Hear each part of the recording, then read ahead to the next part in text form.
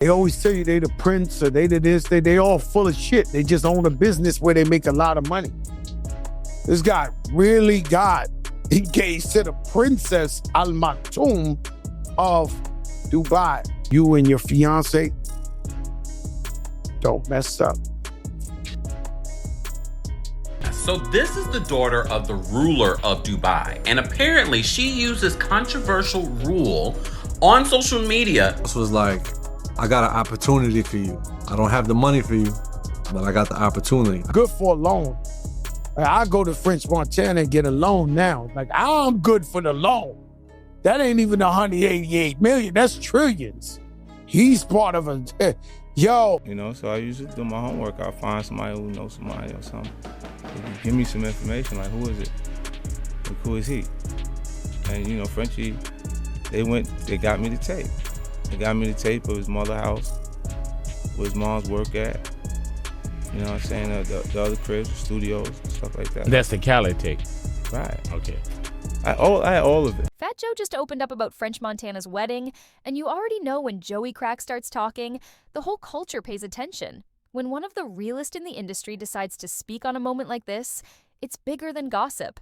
It's history in the making. Joe's been around long enough to see legends rise and fall, and when he puts respect on someone's name, it carries real weight. And when it comes to French Montana's big day, Joe made it clear. This was more than a wedding. It was a moment that showed growth, loyalty, and what it really means to make it out of the struggle. Oh, we gonna find you in Sudan. Don't mess up. Sudan is where they're not coming to rescue you. Yo, hey, I'm happy for my brother. Nobody loved French Montana more than me. You do know I got his first song to play on Hot 97 with Funk Flex. Nobody want to play his song. They blocking him. They just, you know, look at his documentary. He gives Fat Joe the credit.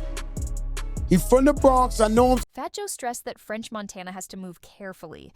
Marriage brings commitment and stability, but it also opens the door to vulnerability. When you're in the spotlight, with wealth and fame attached to your name, there's always the chance that not everyone around you is in it for the right reasons. Joe hinted that while love can be pure, money and status often blur the lines, especially in the entertainment world. It's engagement, man. No. You took it to the desert. You taking it back to promo. Was Because I'm looking at it. Listen, I'm looking at it. And, congratulations. Congratulations, but my mano. What did the good do the sandwich? The Akwe? The Aki way. Don't get the Aki way. Stay focused. He pointed out that too many artists before have rushed into relationships only to realize later that their partner was more invested in the lifestyle than the person. That's why Joe emphasized caution. French Montana may be celebrating love, but he has to be mindful that marriage is also a legal and financial contract. Without the right awareness and preparation, it can quickly turn from a blessing into a liability. Table, and I'm sure there were some other ones also. Yeah. I came to Steve Rifkin when I had Chopper Down. Mm-hmm. I walked in the office, it was him and Gabi. Yep. And Gabi was the manager. I was like, yo, Steve, give me $200,000. Let me go make music. You know what I'm saying? Just let me. Steve was like, nah, I'll give it to you. Never got it. I dropped. Which is funny because Gabi's the president of SRC. Steve is like the CEO, but so I don't know what type of but weird. Steve makes the final call. Yeah. So I asked for $200,000. You know what I'm saying? And it's like, for someone like French Montana, who has built his image around success, flashy lifestyles, and chart-topping records, marriage demands a different kind of discipline. It requires stability when the world around you thrives on chaos. And while the crowd might cheer for a happy couple, the reality is that marriage tests patience, communication, and resilience. Fat Joe emphasized that French needs to understand this shift, from the spectacle of entertainment to the quiet grind of partnership. One of the biggest themes Fat Joe addressed was money. In the world of hip-hop, finances are often at the core of relationship drama. Joe noted that while love might bring people together, money has the power to tear them apart. French Montana isn't just any man. He's a public figure with wealth, property, and influence attached to his name. That makes him both a target and a prize. Marriage, Joe reminded, isn't just an emotional union. It's also a legal and financial contract. Without the right precautions, it can open the door for massive losses. Too many rappers before have celebrated a love story, only to end up battling in divorce court, losing millions in settlements, alimony, or child support battles. Joe pointed out that French Montana has to be careful not to let his empire become vulnerable. Signing the wrong papers, trusting too quickly. Another layer Joe explored was the question of motives. In the industry, relationships are rarely simple. There's always the possibility that someone is more attracted to the fame, the lifestyle, or the money than the person themselves. Joe made it clear that French has to ask himself, is this marriage truly about love, or is it fueled by something else? He pointed out that people in French Montana's position often struggle to separate genuine loyalty from opportunism. The cars, the houses, the luxury vacations, they can blind both the artist and the partner. But when the hype fades, when the bank account hits a low point, that's when true intentions are revealed. Fat Joe's message was clear. French Montana needs to stay alert, because if this marriage is rooted in shallow motives, the fallout could be devastating. Fat Joe also framed French Montana's marriage within a bigger industry pattern. Over the years, the hip-hop world has seen countless marriages collapse under pressure. Some artists lost fortunes, others lost reputations, and some even lost their freedom when personal drama spiraled into legal trouble. He stressed that fame magnifies problems. Arguments become public scandals, financial disagreements turn into tabloid fodder. And when children, property, and business ventures are involved, the stakes only get higher. Joe explained that French Montana needs to understand he's stepping into a game where privacy is almost impossible, and where every misstep could be amplified by the media. Joe didn't stop at general warnings. He pointed out specific danger signs French Montana should watch for. Sudden shifts in loyalty, inconsistencies in behavior, or pressure to overspend can all be red flags. He emphasized that many marriages in the industry look picture perfect at first, but unravel because the foundation isn't strong. Collar comes out, like we said, and now you have real deals on the table. And out of all those, you go with Diddy. That's not how it really went. Was it Diddy? Was it Bad Boy MMG? Yeah, I went to go see Ross.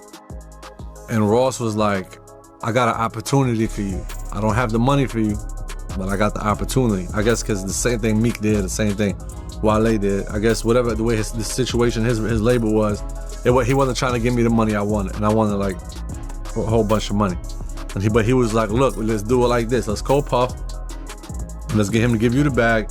You can still be MMG / you know what I'm saying? Bad Boy, Coke Boys, yep. Right. How much money did you get? $2 million. He also warned that marriage brings outside influences. Friends, managers, family members, and even strangers online can stir up drama, spread rumors, or plant doubts. French Montana has to be careful about who he lets into his circle and who has influence over his relationship. Joe said that marriage done right can give a man the strength to focus on his craft, expand his empire, and build a legacy that goes beyond music. It can be the anchor that keeps him grounded while the world continues to throw distractions and temptations his way. At the core of Joe's words was the tone of an older brother giving advice. He's seen too many people lose everything chasing the wrong kind of love. He doesn't want French to repeat those mistakes. His warning wasn't about killing joy, it was about keeping French safe. Joe's perspective came from love, concern, and wisdom, even if it carried a hard edge of skepticism. In the end, Fat Joe framed French Montana's marriage as a defining moment. It's not just about companionship, but about legacy, money, and survival. The path ahead could either prove that French found something real or expose cracks that lead to disaster.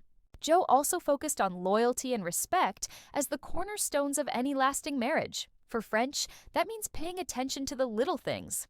Red flags often reveal themselves in subtle ways: sudden changes in behavior, pressure to overspend, or pulling away from the people who truly care about him. Joe knows that when money and fame are involved, outside influences often creep in. Friends, family, managers, and even strangers online can stir up drama. The danger isn't just in the relationship itself, but in the external voices trying to manipulate it. For French Montana to succeed in marriage, Joe believes he must keep his circle tight, his eyes open, and his boundaries firm. Despite the warnings, Joe also spoke about the upside. If French Montana has truly found someone loyal, supportive, and real, this could be his biggest win yet. A strong partner can provide peace of mind in an industry filled with chaos. She can be the anchor that keeps him grounded when fame pulls him in different directions. Joe didn't just talk from observation, he spoke from his own life. Over the years, he's dealt with betrayal, loyalty, and the challenges of balancing personal life with fame. He's made mistakes, but he's also gained wisdom. And that's what makes his words so important. To him, marriage isn't just romance. It's a business decision, a spiritual connection, and a battlefield all at once. French Montana has to treat it with the same seriousness he treats his career.